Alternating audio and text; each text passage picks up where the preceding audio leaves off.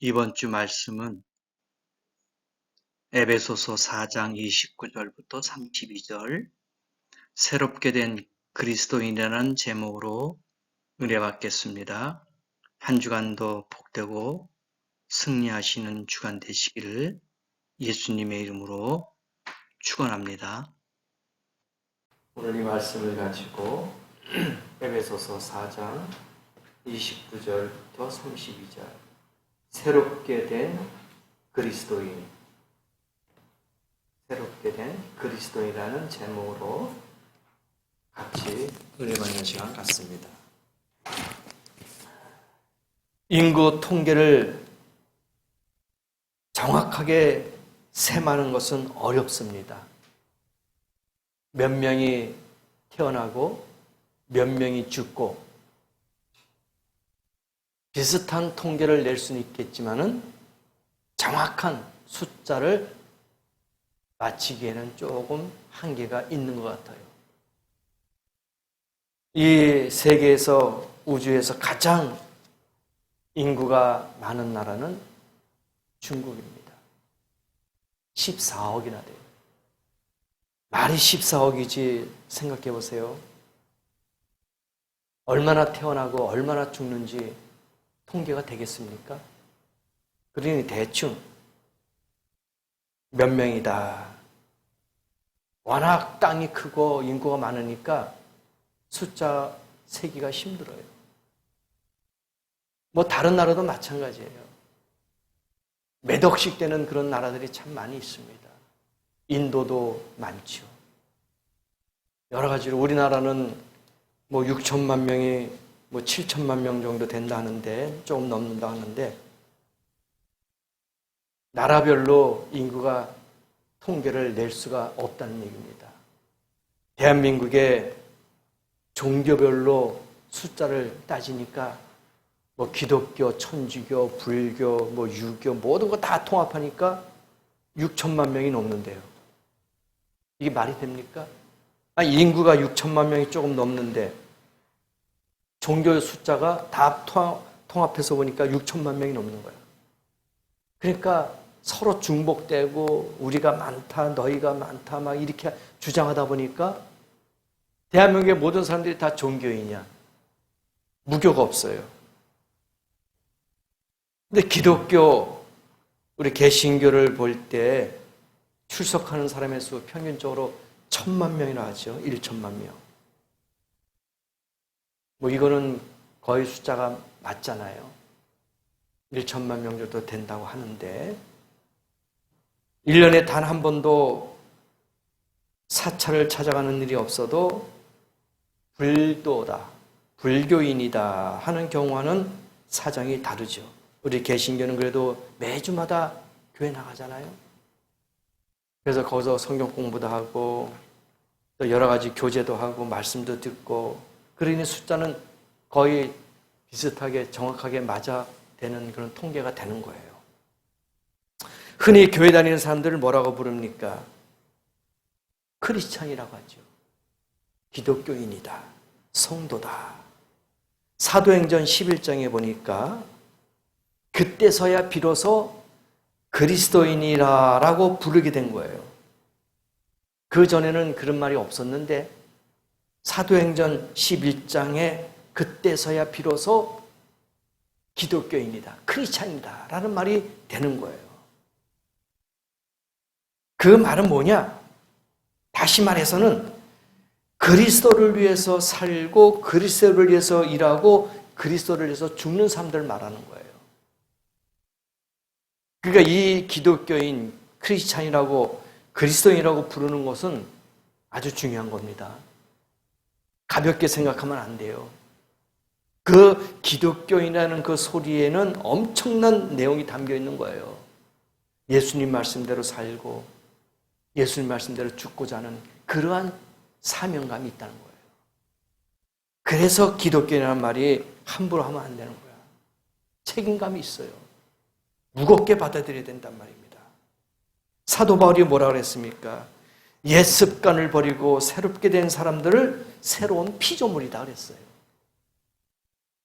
옛 것을 세상적이고 육신적인 것을 다 버리고 새롭게 태어나라 이겁니다. 그래서 기독교란 말이 그만큼 책임감이 있는 귀한 중요한 이름이라는 얘기입니다. 그리스도인. 교회는 오래 다녀야 합니다.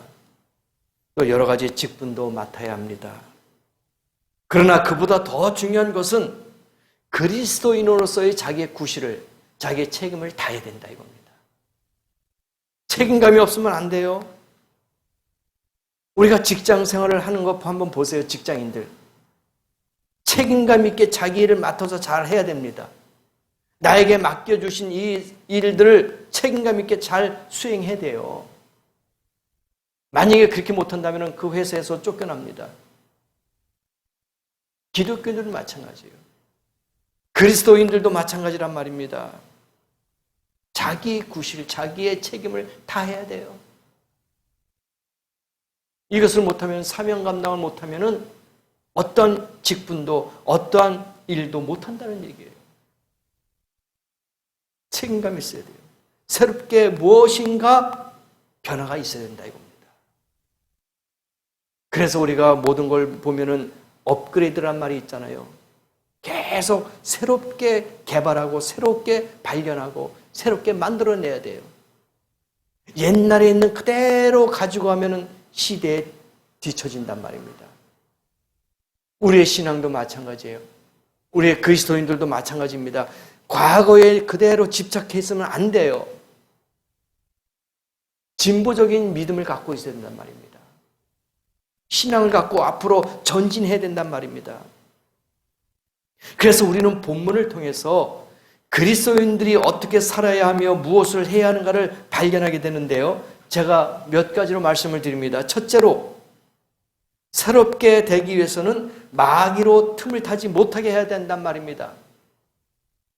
마귀로 틈을 타지 못하게 해야 된다. 27절에 뭐라고 나온지 아세요? 우리가 본문을 읽어보지는 않았지만은 마귀로 틈을 타지 못하게 하라. 이게 첫 번째 이유야. 마귀라는 게 뭐예요? 그 뜻이 고소자, 중상자, 대적자라는 얘기예요. 항상 마귀 사탄은 하나님을 대적하는 거야. 중상하고 모략하고 막 그래요. 마귀의 습성이 그래요. 마귀는 그 이름부터가 하나님을 대적하고 이웃을 중상모략하고 많은 사람들을 넘어뜨리고 상처를 주고 아픔을 주고 고통을 주고 지옥으로 떨어뜨리는 그런 일들을 하는 것이 마귀 사탄이란 말입니다. 그래서 마귀가 틈을 타지 못하게 하라. 틈이 뭡니까? 틈이라는 것은 비집고 들어가는 그런 공간이란 말이에요. 그런 사이예요. 그래서 사람들이 많이 이렇게 모였는데 그 사이사이 틈이 있으면 거길 비집고 들어가려고 하는 그러한 애쓰고 노력하는 그런 공간 사이란 말이죠. 그럼 마귀가 그 틈을 비집고 들어가고자 하는 그 노력과 애씀을 막아버리라 이거예요. 우리의 믿음의 방패로, 성령의 방패로 막아야 된다 얘기입니다. 막지 못하면 그 틈 사이로 들어와요. 조류독감을, 또 콜레라를 우리는 너무나도 잘 알고 있어요. 조류독감이 되면은 닭이 죽어나가고, 돼지 콜레라가 되면은 돼지가 죽어나가고, 또 코로나19로 인해서 사람들이 죽어나가고, 그건 뭐예요? 틈을 타고 들어온다는 얘기입니다. 방역을 아무리 잘해도 공간이 틈이 있다는 거예요. 그 사이로 들어오는 겁니다. 광우병도 있지요. 조류독감이 있죠. 콜레라 있죠. 바이러스가 있죠. 가면 갈수록 더 엄청난 일들이 벌어진단 말입니다. 우리가 코로나19로 인해서 얼마나 많이 시험 들고 어려움과 고통과 죽음을 당했습니까? 근데 지금 새로운 바이러스가 또 생겼잖아요. BA5, BA275 이게 새로 발견됐잖아요. 원숭이 두창 새로 바이러스가 발견됐어요. 또 새로운 게 있어요. 켄타우로스라 있대요. 엄청난 겁니다.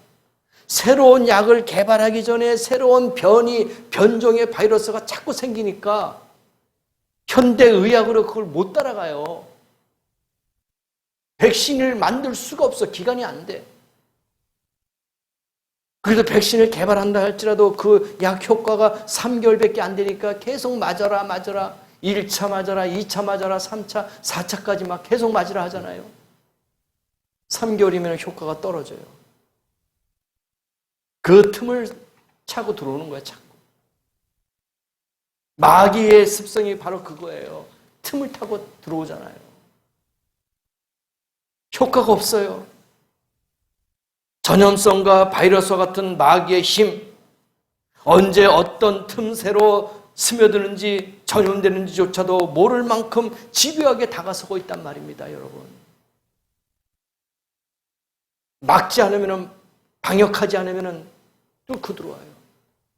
그래서 우리가 여러 가지로 방역을 하잖아요. 마스크를 쓴다, 백신을 맞는다, 그 다음에 몸을 피곤하지 않고 영양 보충을 잘한다. 여러 가지 방법을 다 찾잖아요. 왜? 바이러스가 침투하지 못하게. 그러면 악한 사단마귀가 침투하지 못하게 하기 위해서는 우리가 뭘 해야 되겠습니까? 말씀으로 무장해야 돼요. 기도로 무장해야 됩니다. 성령으로 무장해야 돼요. 이게 하나라도 뚫리면 그 틈 사이로 마귀가 들어온단 말입니다. 들어오지 못하게 막아야 된단 말입니다.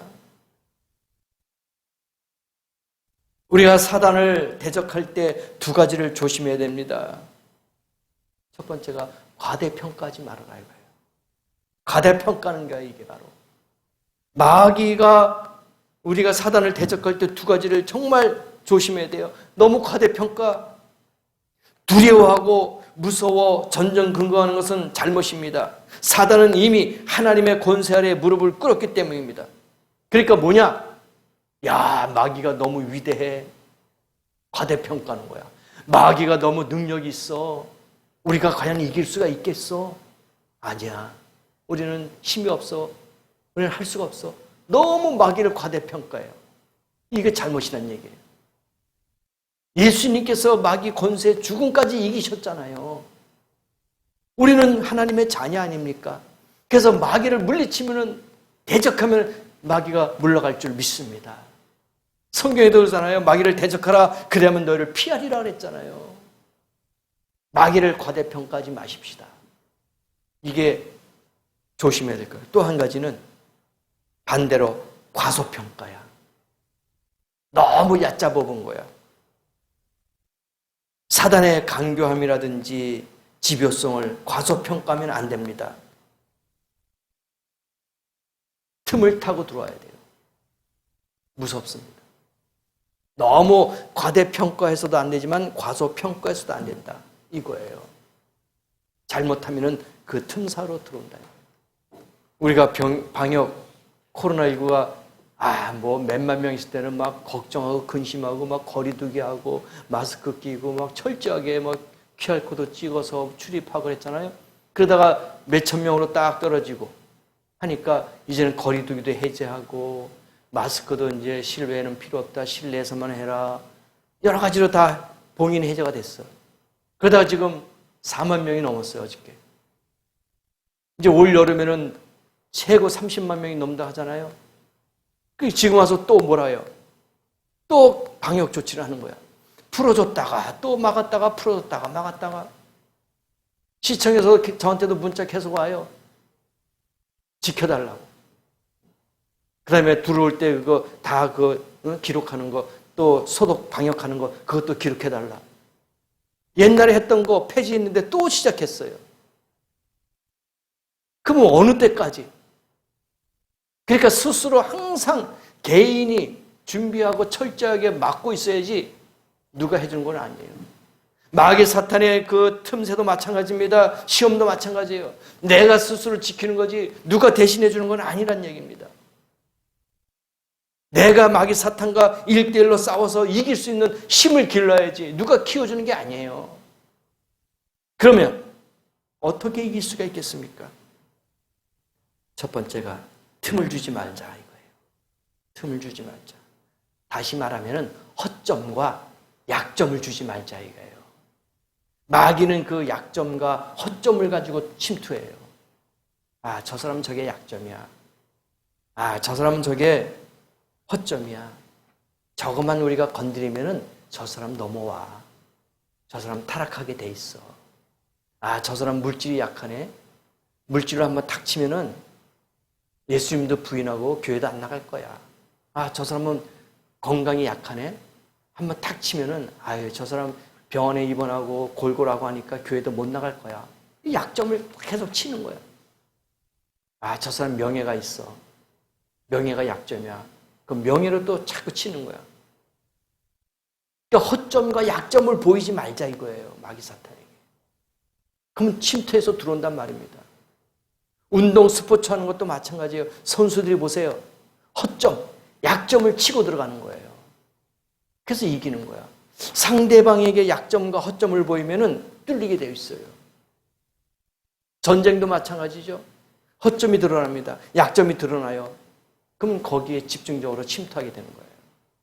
그래서 마귀가 침투하지 못하도록 틈을 주지 말자.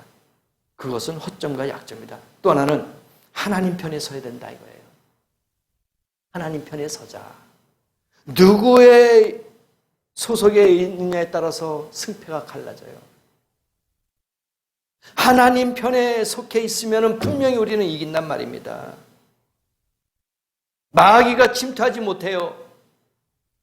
내가 하나님 말씀 안에 굳건히 서 있으면 그 누구도 침투하지 못한단 말입니다.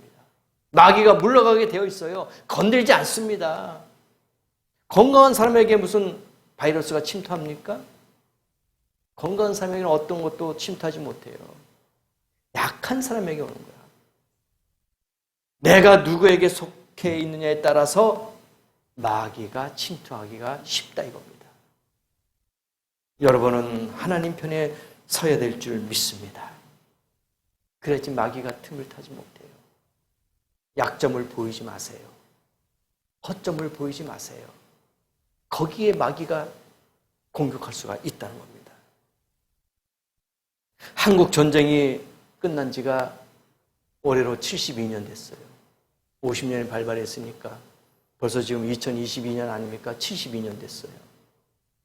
아직까지 남북 냉전 상태야. 분단됐어요. 언제 그들이 쳐들어올지 몰라요. 북한 백성들은 굶어 죽어가는데, 백신이 없어서 죽어가는데, 먹을 것이 없어서 죽어가는데 그들은 미사일과 무기를 만드냐고 정신을 못 차리고 있어요. 그들이 미사일 한 발 쏘는 것 같고 그 북한 백성들 백신 한 번씩 맞을 수 있는 주사가 된대요. 그런데도 그 미사일 수억짜리, 수천억짜리를 만들고 있잖아요. 백성들은 죽어가는데, 코로나로 죽고 배고파서 죽어가는데, 전쟁에 혈안돼가지고 거기에 무기만 만들고 있어요. 그들이 쳐들어오지 못하는 건 뭡니까? 주한 미군이 있어서 그래요. 미군이 있기 때문에 그들이 쳐들어오지 못합니다. 근데 젊은 사람들이라든지 잘못된 사람들은 미군 물러가라, 물러가라. 응? 문제가 심각합니다. 그들은 전쟁을 경험하지 못했기 때문에 그래요. 전쟁이 일어나는 거 보세요. 요새 러시아하고 우크라이나 보세요. 다 죽어요. 다 파괴됩니다. 그 나라가 회복되려면요 수십 년이 걸려야 돼요. 파괴된 거 다 걷어내야 되죠. 새로 건물을 지어야 되죠. 하루아침에 됩니까? 좋은 평평한 좋은 땅에서도 아파트라든지 무슨 단지를 할 때도 1년, 2년, 3년씩 걸리는데 이미 파괴된 거 다 쳐내고 새로 지으려보세요. 수십 년 걸립니다. 나라가 다 뷔페 있어요.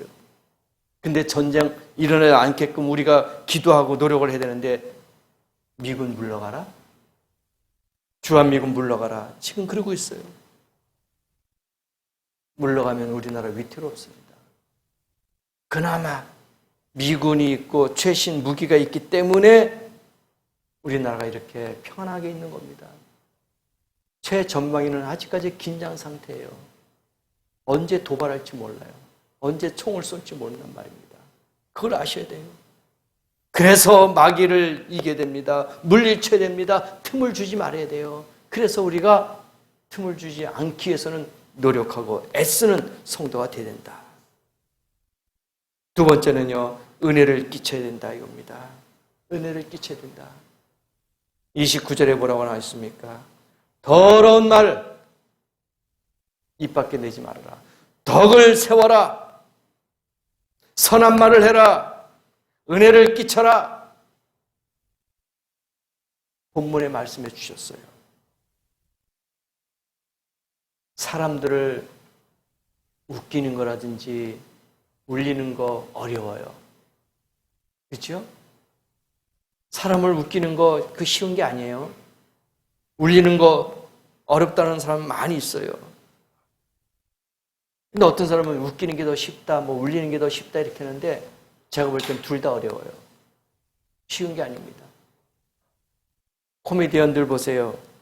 사람 웃기는 거 그 쉽게 나옵니까? 쉽게 안 나와요. 머리를 쥐어짜고 생각하고 새로운 아이디어를 만들어내서 막 그런 다음에 사람을 웃기는 거지 그게 쉬운 거 아니에요. 어려운 거예요. 제가 생각하기에는 둘 다 어렵다고 봅니다. 그러나 웃기는 쪽이 더 힘들다고 보는 거예요. 사람을 웃기는 게. 그리고 남을 슬프게 하는 것보다도 기쁘게 하는 일이 더 필요하고 중요하다는 얘기입니다. 지금 대한민국뿐 아니라 전 세계도 다 힘들어요. 물가는 올라가죠. 월급은 쥐꼬리만 하다 그러죠. 생활 모든 용품들이 다 뛰어올랐어요. 깜짝깜짝 놀래가면 1,000원짜리가 2,000원짜리가 되고 2,000원짜리가 3,000원짜리가 되고 계속 물가가 올랐어요. 그러니 기쁠 날이 있습니까? 슬픈 일만 있는 거예요. 점점 피폐해져 가는 거예요. 어려워지는 겁니다. 그러니 이런 가운데서 기쁨을 줄 수 있는, 즐거움을 줄 수 있는 일이 뭐 있겠냐 이거예요. 그들을 달래줄 수 있는 일이 뭐 있겠냐 이겁니다. 우울증 환자하고 우울증 환자가 둘이서 만나면은 심각해진다는 거예요. 더 어려워진다는 겁니다. 생각해 보세요. 둘 다 우울증에 걸려 있어요. 그럼 이 둘 다 이분들이 만나서 뭘 하겠습니까? 우울한 이야기만 할 거 아니에요. 그래서 더 어려워진다는 겁니다. 더 심각해진단 말입니다.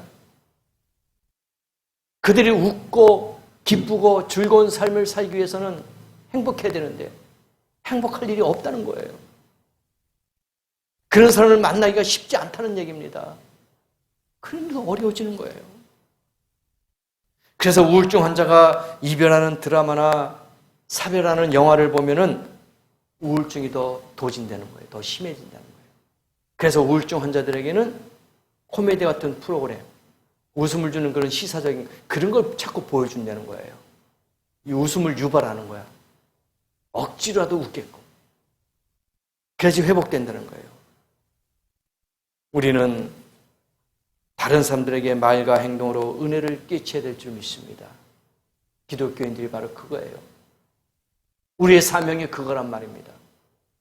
다른 많은 사람들에게 오늘 이 본문의 말씀처럼 은혜를 끼쳐라 이거예요. 사랑을 줘라 이겁니다. 하나님의 사랑을 받았으니까 하나님의 사랑을 나눠줘라 이거예요. 은혜를 받았으니까 은혜를 줘라. 너희가 예수를 믿었고 기뻤으니까 기쁨을 나눠줘라 이거예요. 어린아이 손에 드는 물고기 2마리하고 보리떡 5개 가지고 5,000명을 먹였듯이 은혜를 나눠줘라 이거예요. 기쁨을 줘라. 배고픔을 채워줘라 이겁니다. 이게 우리의 사명이에요.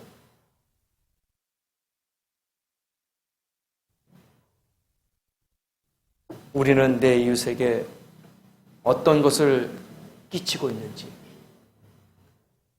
어떤 분위기를 주고 있는지 생각을 해봐야 된다 이겁니다. 망치고 있는지, 아니면은 기쁨을 주고 있는지, 은혜를 끼치고 있는 사람인지, 슬픔을 끼치고 있는 사람인지 생각해보라 이겁니다. 은혜를 끼치십시다. 기쁨을 끼치십시다.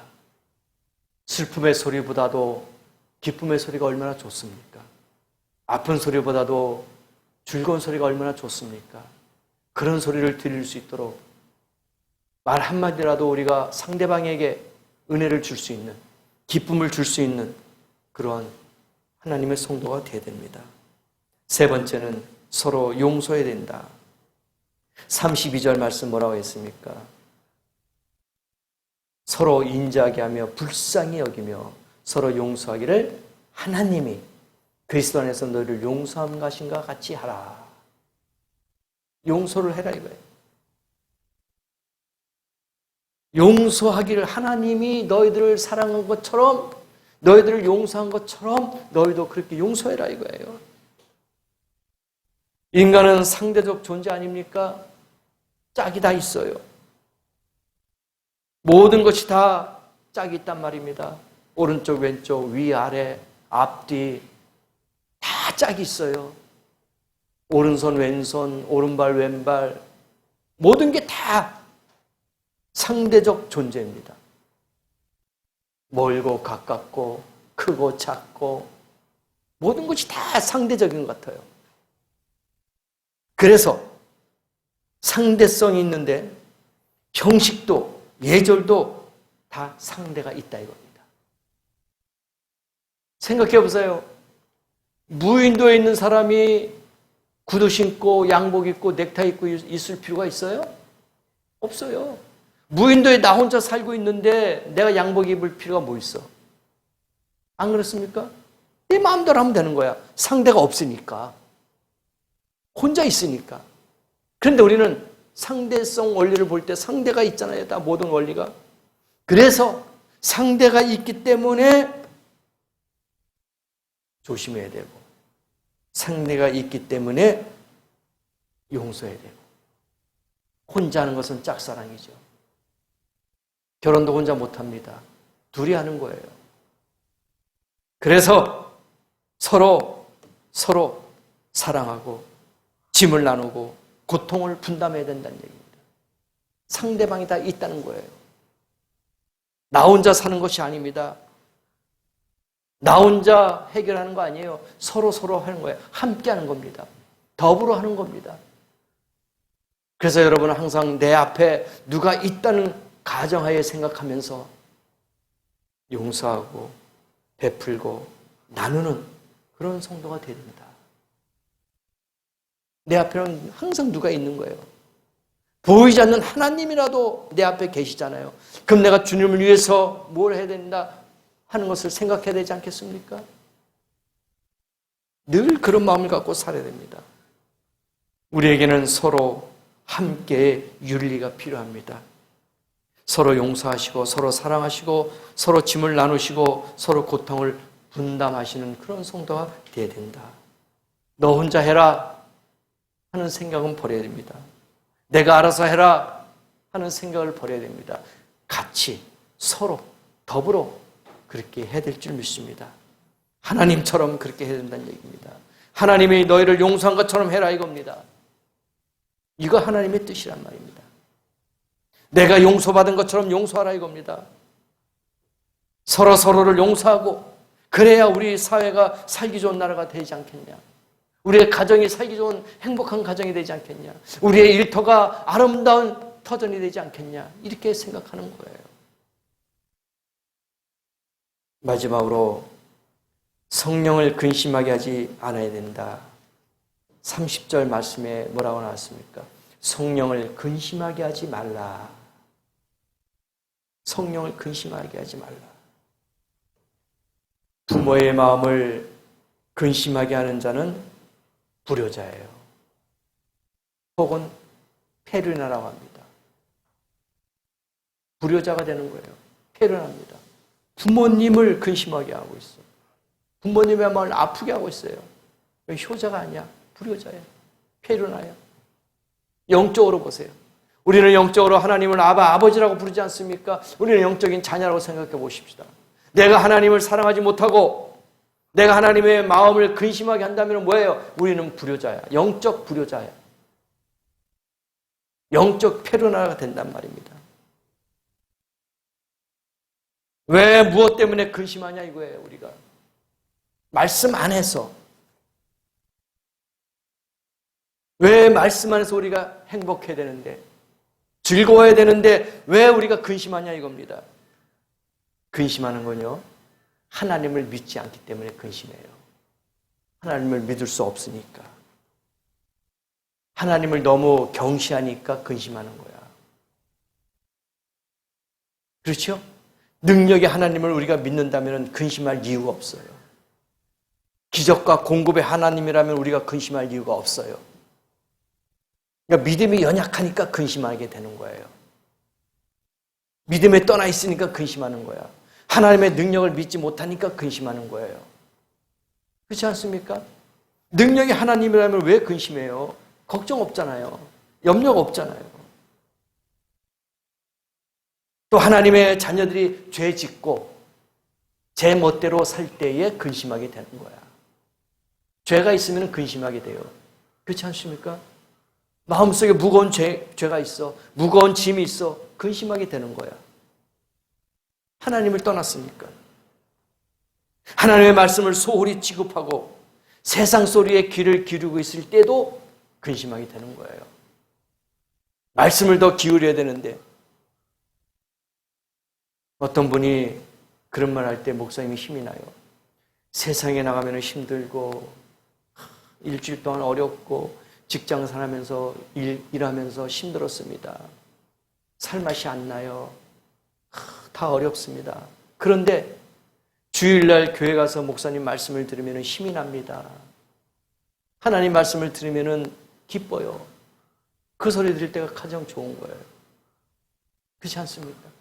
세상에는 낙이 없어요. 슬픔과 괴로움뿐입니다. 그러나 교회 와서 찬송하고 기도하고 말씀을 들으니까 회복돼요. 다시 힘을 얻어요. 이게 하나님을 기쁘게 하는 거예요. 이게 올바른 성도들이란 말입니다. 나태하고 게으를 때 성령이 근심하게 되는 거예요. 죄를 지고 범죄할 때 성령이 근심하게 되는 거예요. 불효자 되지 마십시다. 페르나가 되지 마십시다. 하나님을 기쁘게 하는 성도 되십시다. 로마서 12장 2절에 하나님의 선하시고 기뻐하시고 온전하신 뜻이 무엇인지 분별하도록 하라. 그렇게 이야기했습니다. 분별하십시다. 뜻이 무엇인지 깨달으십시다. 하나님이 오늘 내가 어떻게 해야지 기뻐하실까? 하나님을 기쁘게 드리는 자녀가 되십시다. 내가 무엇을 해야지 하나님이 기뻐하시는지 그런 성도가 되십시다. 오늘도 이러한 말씀을 가지고 새롭게 태어난다면 한 주간도 기쁘게 사실 것입니다. 염려와 근심과 걱정은 다 내려놓으시고 하나님을 의지할 때 새로운 기쁨이 말 것입니다. 일주일 동안도 이 말씀으로 승리하시고 기쁨과 즐거움을 갖고 사시는 성도가 되시기를 예수님의 이름으로 축복합니다. 기도하십시다.